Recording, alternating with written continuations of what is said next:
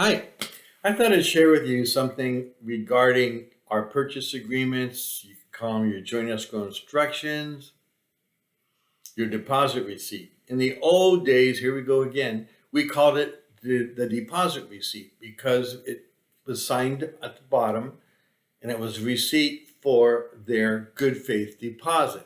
So, how is it now when we have computers and we have our contracts done on a computer? How more challenging it is to get the buyer to initially sign the contract.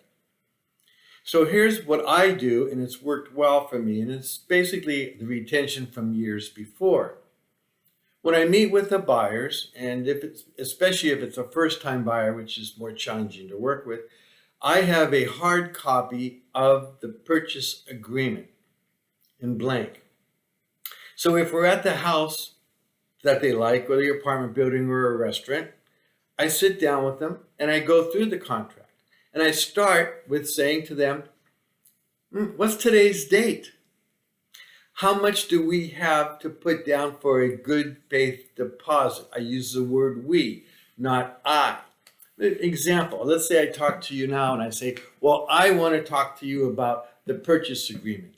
If I say I want to talk to us or all of us, or together we can talk about the purchase agreement, we get more plural. It's more like a team together. And then I'll ask them, how much capital should we think about putting down? Interest rates are what? Have you been to your lender? And then I'll mark it on the blank agreement and I'll go through it with them, item by item. And sometimes they'll say, well, I'm not really ready yet to write an offer. I'll say, well, we haven't been through it with the new purchase agreement. We haven't done this together. Let's just work it as a draft.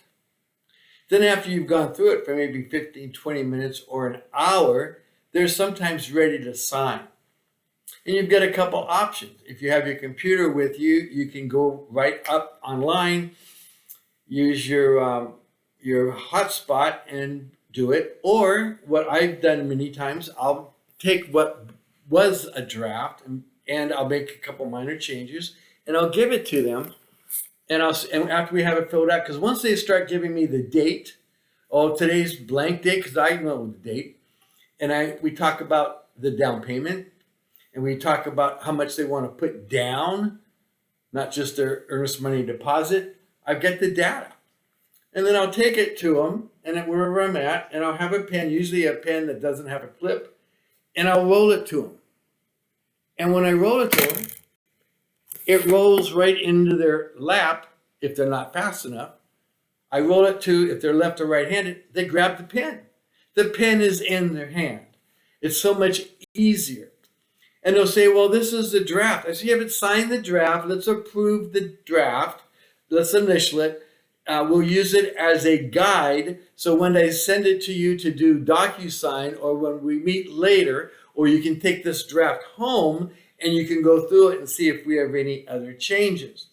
It makes it a lot easier to do your transaction that way, because if then you have a problem later with any kind of a weirdness, like, well, we didn't explain it, that wasn't explained to me. You say, well, we had the draft. We went through the draft face to face before I sent it to you through the computer typed up to DocuSign. So you might want to try that. And once again, it's back sort of to the old school way. Get the pen in their hand. Ask them, how much of a capital do we want to put down for earnest money deposit? How much do we want to put down for the full down payment?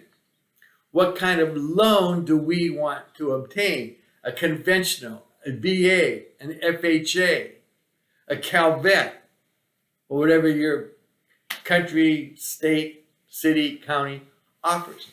So please give that a thought. Now, how did I pick up with that? I picked up with that because some old buzzards that's gone, checked out, told me about trying that 40 years ago when I was sitting down, because we used to do the offers all face to face at a table, kitchen table, dining room table, or at the office. And I saw him slide the pen by tipping over